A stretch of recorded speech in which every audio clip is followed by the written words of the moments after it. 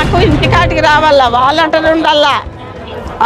మాకేందో మందులు మాతర్లు బాగలేక మేము చచ్చిపోతున్నాము ఇంట్లో పడి. అట్లా వాళ్ళకి ఆయన సాయం చేస్తే ఈ పొద్దు వచ్చి ఆయన ఇట్లా చెప్తే మేము ఎట్లా బతకల్లా, మేము చచ్చిపోవాలని కదా ఇట్లా అన్నీ చేసిండేది అప్ప. చంద్రబాబు నాయుడు కొడుకు చాలా మాట్లాడుతున్నారు, ఇంటానే ఉండాము. మా జీవితాలతో ఆడుకుంటున్నారా మీరు ముసలితో?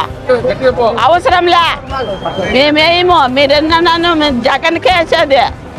జగన్ మమ్మల్ని అక్కల చెల్లెండ్రను కోరుకున్నాడు కాబట్టి మేము ఆయనకి వేసేది. ఎవరికి వేయము ఓటు అంటే. జై జగన్, జై జగన్, జై జగన్, జై జగన్. నెల ఇబ్బంది లేకుండా ఇస్తాను సార్. ఈ నెల రావడం లేక ఇబ్బంది అయింది సార్ మాకు, మందులకు దానికి దీనికి. చంద్రబాబు నాయుడు చేసిన వల్ల మాకు చాలా ఇబ్బంది పడుతున్నాం సార్ మేము. నెలకి పెన్షన్ వస్తుంది, ఈ నెలలో మాత్రం పర్లేదు. ఎందువల్ల అంటే చంద్రబాబు నాయుడు చేసిన దానికి పర్లేదు. మాది ఎప్పటికీ జగనే, పెద్దోళ్ళ కాలం అంటే జగనే మాది. ఎప్పటికీ మారేది లేదు, చేసేది లేదు. మా ఆయన తెలుగుదేశం వాళ్ళు వచ్చేది కూడా లేదు.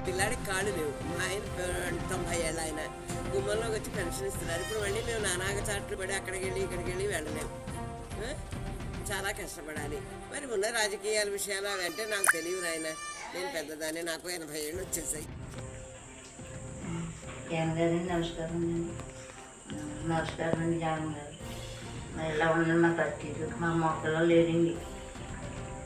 ముసలాయన 4 సంవత్సరాల మంత్రి మీద ఉన్నాడండి. ఇంటి కట్టుకొచ్చి ఇస్తున్నాడండి వాలంటరీ. మరి ఎక్కడికో రావాలంటే రాలేమండి. మరి మీద అయ్యండి. ఆ వాలంటరీ పట్టుకొచ్చేది ఎక్కడున్నారండి? ఎక్కడ లేదండి. మనిషి 4 సంవత్సరాలు మంచం మీద ఉన్నారండి.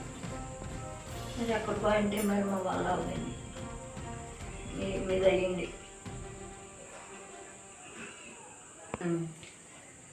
జగన్ గారే రావాలని కోరుకుంటున్నామండి. మరి